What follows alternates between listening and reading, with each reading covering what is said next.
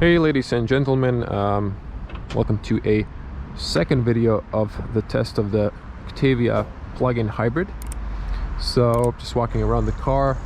There's a little bit wind today. We're gonna jump in the car immediately, start driving. So in this video we're going to test the fuel consumption, how much we can get in the hybrid mode. So I did test in my first video driving fully electric. So in this video we're gonna see what we can get with the fuel consumption, or how much we can lower it in a city drive. So I'm gonna probably cut part of the city driving so this video isn't too long, but I just wanted to show you something, continuing to the first video as soon as the system boots up. So what I wanted to show you is the e-manager. Now actually not that, just a second here. You can here set up stuff about charging, but that's not what I wanted to show you.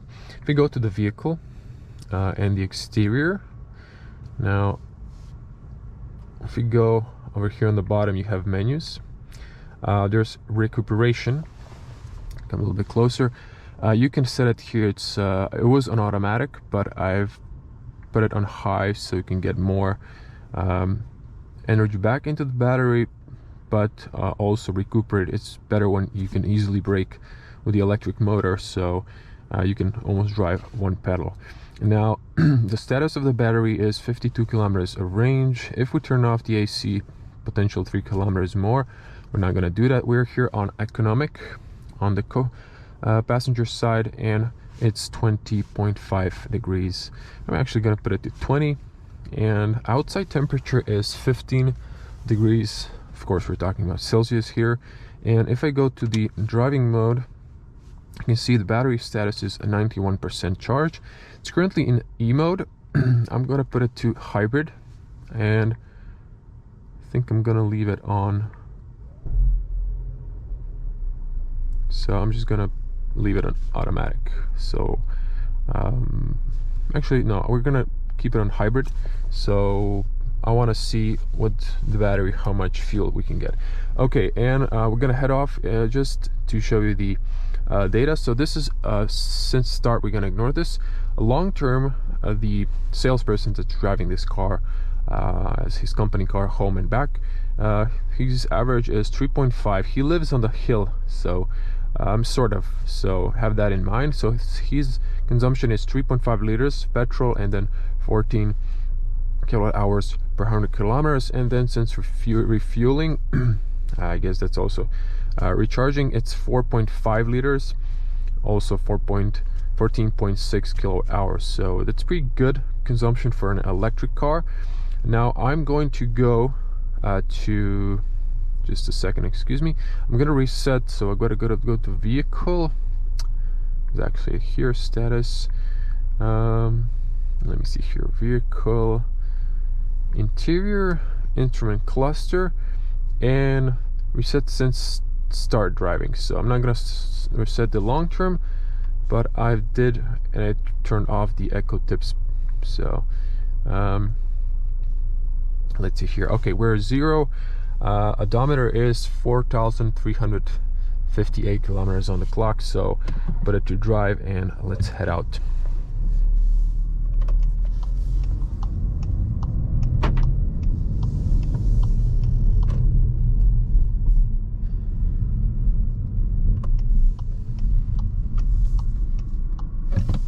The guys are stopping for the pedestrians. I'm gonna go. So okay, now when I've turned on the hybrid only,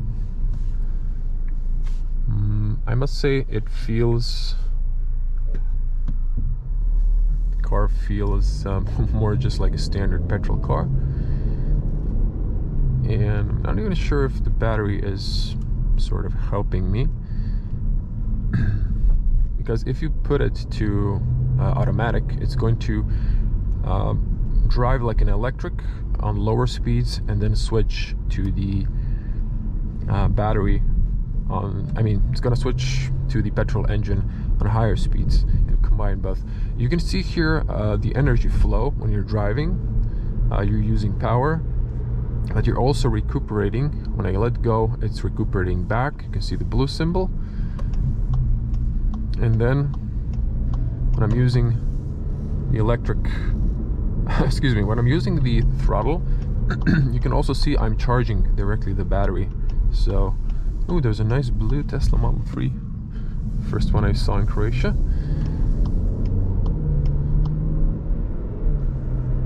So I'm gonna just speed up to the speed limit and then just continue on the cruise control. So speed limit here is 70. I'm gonna keep it that way.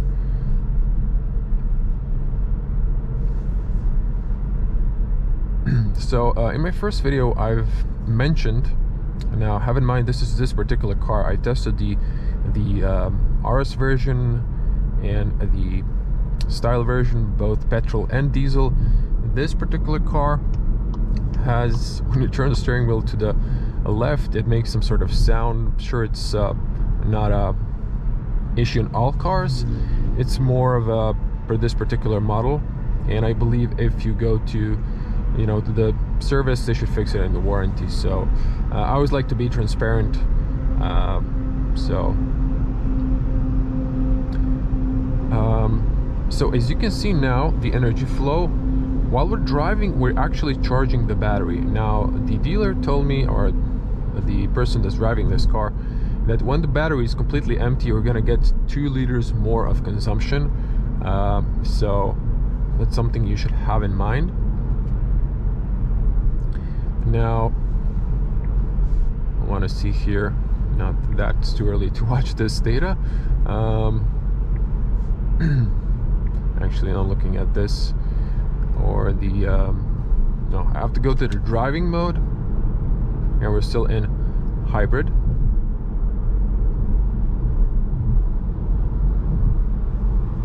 I'm gonna switch lanes, not block the left lane. So electric range, I just want to see if the range has increased. Not really, by charging this. And you can see now when we're going downhill, the car is recuperating back and still charging the battery. So it charges the battery with the petrol and with the brakes, obviously, because we're combining 2 motors, the electric motor and the petrol, or the electric motor, excuse me, and the brakes in this case. So so let's talk a little bit about this car. And there's some stuff in the back from the dealer or the person that's driving this car. So there maybe is some small weight, and including myself, but I was really impressed with this car driving only electric. If you watch my video, you can see I've managed to pass 72 kilometers driving only electric, and that was combined. At least 10 kilometers was on the highway, the speed around 100 kilometers. So I think that's better, and could be even better if I was only city commuting, because this car is declared by WLTP 60 kilometers of range. I was really impressed how much you can drive only electric with this car. That was really impressive. So I could see the car when I'm coasting, at least by this energy flow, is turning off the engine, the petrol engine. So it's interesting.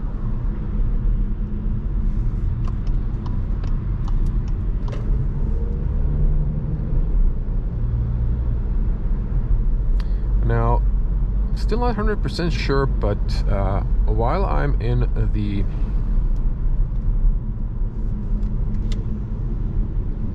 the hybrid only, I feel like I'm mostly using the petrol engine and not the electric motor, at least not for the acceleration. So I think I need to put it to automatic, and in that case it's going to combine the electricity. And so you can see it started with a power boost, and then it turned on the engine. So it's now a lot easier to just drive. So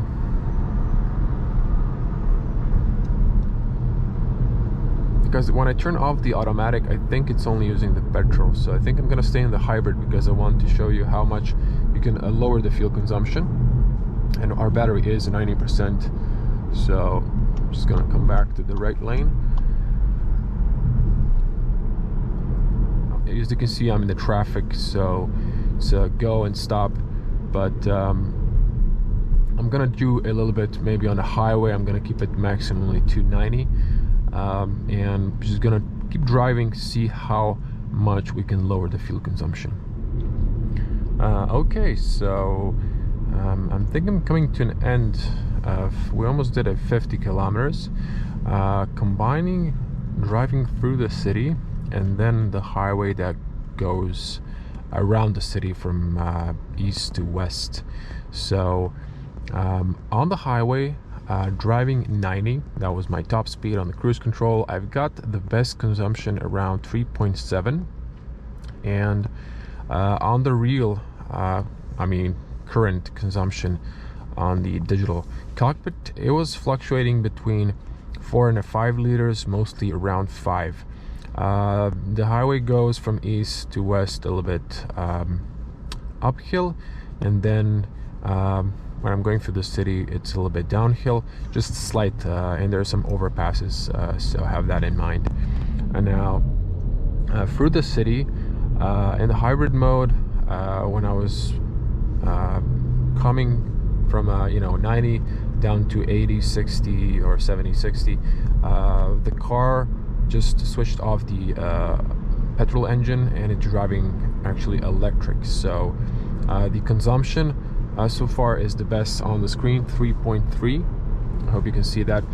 And the current power consumption is, since start, 5 kilowatt hours per 100 kilometers. That's pretty good. I don't think we've affected the long range, still 3.5, and since refueling has dropped just by 4.4. It was 4.5. So as you can see here, now we're going downhill and I let go, the petrol automatically switches off. Then if I keep coasting, it stays off, but if I need to accelerate, if going uphill, it turns back on. So it really varies.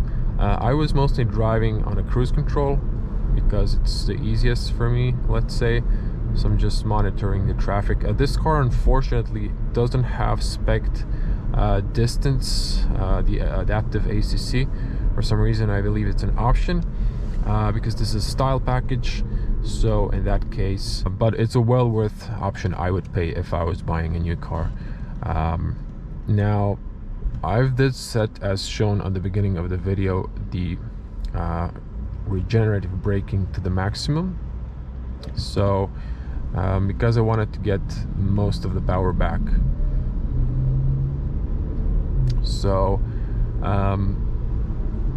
about the ride, it's really comfortable when you're in hybrid mode because most part of the time in the city commute, the engine is not working. So the petrol engine is not working, it's driving electric. So I can imagine on an open road that this would be ideal. And I like this. I'm not even using the brake right now, and now I'm applying the brake. So when you have the strongest recuperation, it's not super strong. I did test some electric cars. The Tesla was the most aggressive in its highest recuperation mode, but this is like this less gradual or slow recuperation, or just not slow, medium, let's call it like that. So this car, highest recuperation mode, is for my taste like on an electric car. The automatic, which is in normal or economic, not even braking regeneratively, it's the sport setting or just the high regeneration is my preferable regeneration, because then I mostly do not need to use the brakes, which is good for your car because you're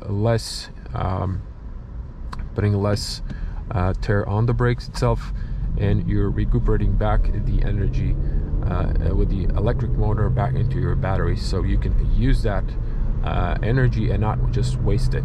So that's a plus. So as you can see, this is where we entered the city on our test. So it's 49 kilometers. If I go a little bit more, it's going to be 50. So I think that's I have to return the car, so I think that's a pretty good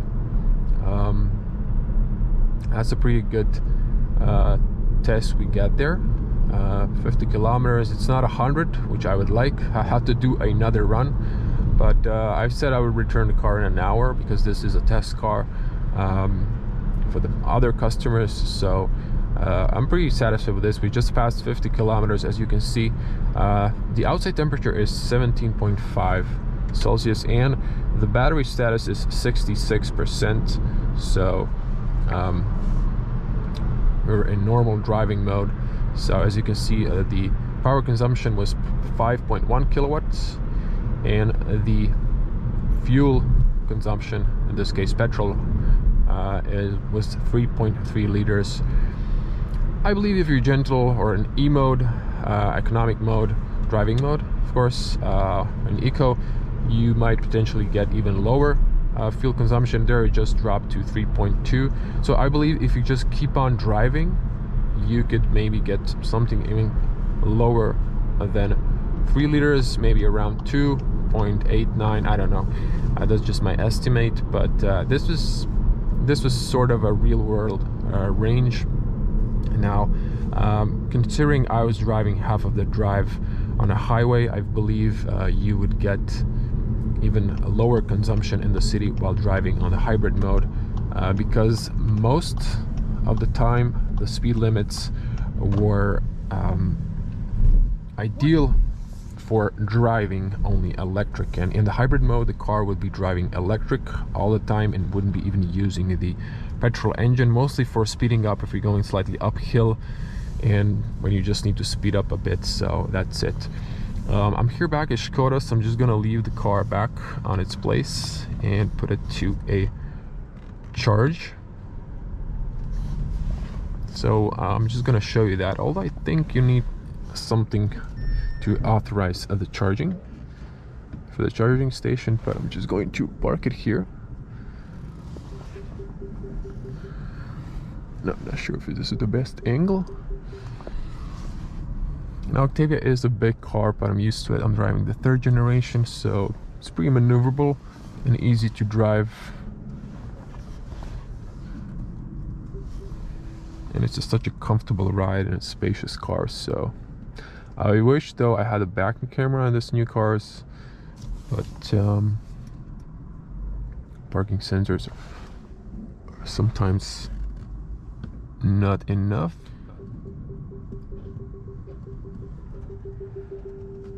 Okay, that's good.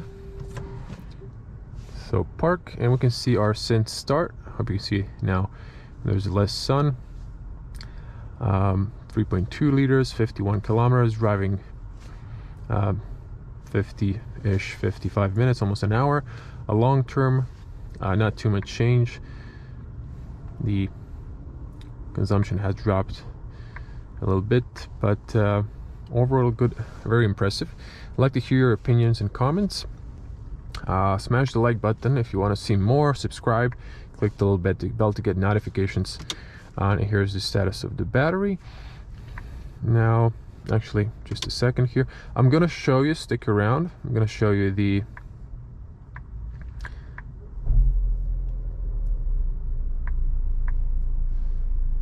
I'm gonna show you the just a sec, the charging part. So so in order to charge, don't forget your key. Now you just press here to unlock the charging port and you come to a charging station. So you take your cable, remove this, just plug it in. I'm gonna see the white light. turns to yellow. Now it's checking. Now over here we get here, I just gotta enter a pin. So authenticating, and so as you can see, this is already charged, so it might have been set by the owner, or the maximum charging speed, but as you can see, it's green while it's charging. So just to see inside, is there any information when charging? Don't think so. So it says it's already charged. So if you want to unplug this, you cannot unplug it because there's a pin, so you have to use the key. You just press the unlock button twice, and then it disconnects the connector, and now you can use it or put it back. So there you go, finish charging. So, and don't forget to close your fuel cap. So thank you for watching. So I didn't press it correctly, and I'm gonna see you in the next one.